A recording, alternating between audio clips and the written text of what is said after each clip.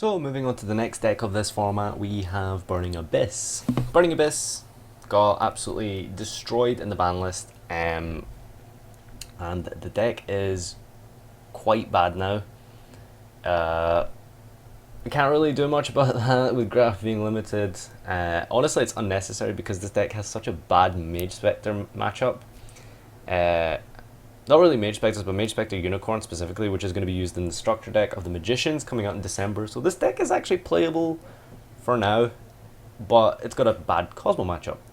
So you got a lot of dilemmas here, but the idea that I tried to come up with was that I think the best way to play this deck currently is through monster spam. So as you can see, I'm playing a huge monster count just to make as many Dantes as I can and hopefully draw one of my 10 traps and blow them out. So hopefully I can draw Fire Lake, I can draw Horn of Heaven, or one of the blowouts like TT and Warning. That's kind of the idea against Pendulums. Horn of Heaven is extremely good because unlike Black Horn of Heaven, you can negate an entire Pendulum summon, and Fire Lake of course is amazing because you can clear scales before they Pendulum summon, and of course their whole like field if they Pendulum summon a lot. I would give up on this deck when Magicians come out because Fire Lake isn't very good against scales with Pendulum Call, and you can't target or destroy Mage Spectres. They've got Avion, they've got the Mage Spectre Unicorn, which absolutely wrecks Dante. Honestly, I would just give up on the deck at that point. But for now, I came up with this. Try it out, see if you can make it work. Yeah, so as you can see, I'm playing absolutely every Burning Abyss there is. I don't think I've missed a single Burning Abyss. Libic sort of had to kind of take the place of Graph, so you won't be milling Seer Graph too often off your tour guide, but if you hit a Libic, chances are you've got a monster in your hand that's decent enough to summon. I'm playing 3 Farfa as well because, I mean, it's a name, it's 1900 defense, it's probably one of the better ones that isn't Graph, Seer, or Skarm, so I felt like I know everything targets and stuff, but it has its uses, and like I said, it's just the name. I wanted to get the monster count as high as I can. One Alec to let you negate your Acid Golem, and it's a name. Playing the other one of as well, Calcab. It comes up occasionally. Sometimes I've actually had. There was one game I played this morning where I just foolish burialed Calcab, bounced his only back row, and made Dante Acid Golem for game. So it works sometimes, but like I said, it's just the name. Sometimes you'll like hit something decent. 2 Kanya. This is only for Good and Evil. Good and Evil is amazing. Like, it is so good. You just want to mill this card and then banish it, or send it off the Kanya, and then you can add Fire Lake or Traveler to your hand. The goal of this deck is to Fire Lake turbo your opponent, or stun them with Horn of Heaven. This is what you want to do with this deck. You want to make Dantes, and you want to blow up their field with Fire Lake. That's what you want to do, and then bring it back with Traveler. Ideally, that's the ideal hand. So yeah, the 2 Kanya, 2 Barbar. 2 Barbar is extremely important against Cosmo. I'm playing double Nightmare Shark as well, because beating Cosmo is really hard. It's going to be tough, but you do have this card here, F0. That helps a lot. They actually struggle to out this thing so much. They either have to Dark Destroyer it 3 times, or they have to Good Witch it and then Dark Destroyer it. So it's a lot of hoops they have to jump through just to out one card. Yeah, so I think it's good because of that reason. Let's see. What else we got? Yeah, so we mentioned Cowcab, the 2 Seers, 1 Crane. I'm just playing 1 Crane, 1 Math as the non-Burning Abyss monsters, and of course Tour Guide. Tour Guide, is always useful. Math because you can Libitch, and you can send Kanya to set up your Fire Lake. You can send Scar. It's good. Just play Math. 1 Crane is because I just want to be able to have that one sort of good card going, like, as a sort of recovery play.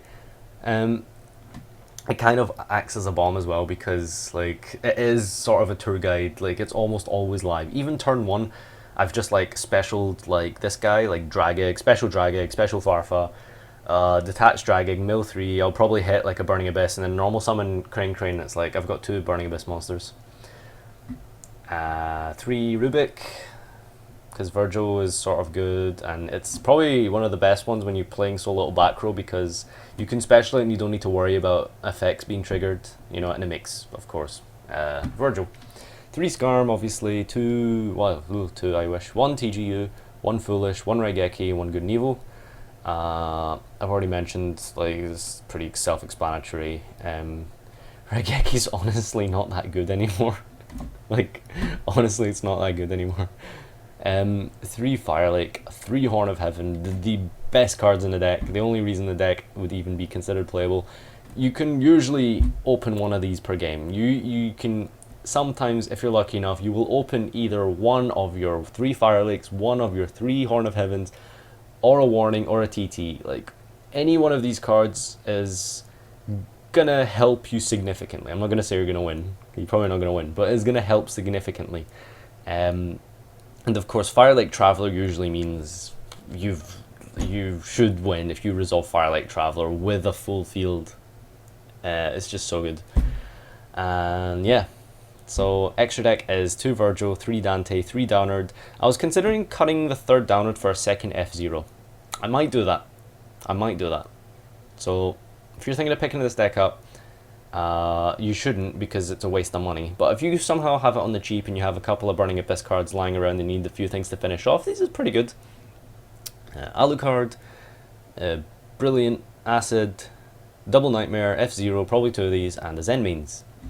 So side deck. Side deck is pretty important, and I think I've got it down decently enough, but we'll see. So 2 Dark Hole for Cosmo, and the 3 System Down for Cosmo as well. So it's a really hard matchup, and that's what I'm siding for them. You side out all your Fire Lakes, side out all your Travelers, and that's 5 cards, and then I'd maybe put in like a Galaxy Cyclone for like a random back row or something. Everything, you don't want anything that targets. System Down is arguably not even that good. But the thing is, like, you want to get rid of your back row, because they're probably going to be putting in anti-back row against you, or things that stop Iron Wall, and like, Iron Wall is a big problem for Cosmo, obviously, but I think they will be siding for that. So if you can like play a deck post-siding that doesn't involve that, it might help you. And System Down is good because you are playing such a heavy amount of monsters that if you system that, yes, they can Cosmo Town it back. However, the idea is that you system down them, and then you just go for game, because you should have been able to like get them down to maybe like half health with things like Nightmare Shark and Barbars and shit, and then you kind of just like, you system down and you flood your hand onto the field, and you should be able to game them. That's the theory. It doesn't always work. A lot of the time I find my matches against Cosmo end up turning into grind games with F-Zeros. Legit, this card causes Cosmo so many headaches, it's so funny. And I am playing, for Pendulum decks, I'm playing 3 Exe Universe, and of course for the mirror match I'm siding 3 Exe Universe and a Diamond. And this card is really good against Pendulum decks because they make 2 rank 4s, and you bring out this guy, and it's basically an MST on either player's turn. Once per turn during either player's turn, detach 1 material from this card, destroy all spell and trap cards on the field. Sorry, my bad, it's not MST, it's freaking Heavy Storm. Don't know how I missed that. On the field, and you can detach 1 Exe material from this card, then target 1 Dark Contract. Okay, that's irrelevant. But it's a Heavy Storm on summon. So you Exe Universe their guys, and then you Heavy Storm their scales. Like, if you resolve this, you probably win, honestly. The problem is, however, is that one issue I found is that the current Pendulum decks, you might find that they go into, like, Mage Spectres don't overlay, so that's kind of an issue. And then you have, like, if you're playing as like a Clown Pendulum deck, I'd probably put this in. Otherwise, I think maybe like just the back row hate is probably okay against Mage Spectres. You just scoop against Mage Spectre guy, you're not gonna win, honestly. You can Cyclone like some of the traps, and MST like some scales, or blind MST back row, because like Tempest is sort of annoying, it makes you neg quite heavily, even though you can sort of grind through traps. But yeah, this is my Burning Abyss deck, so this is what I think I'll be taking to Lille. I'm not sure yet. Think about it some more.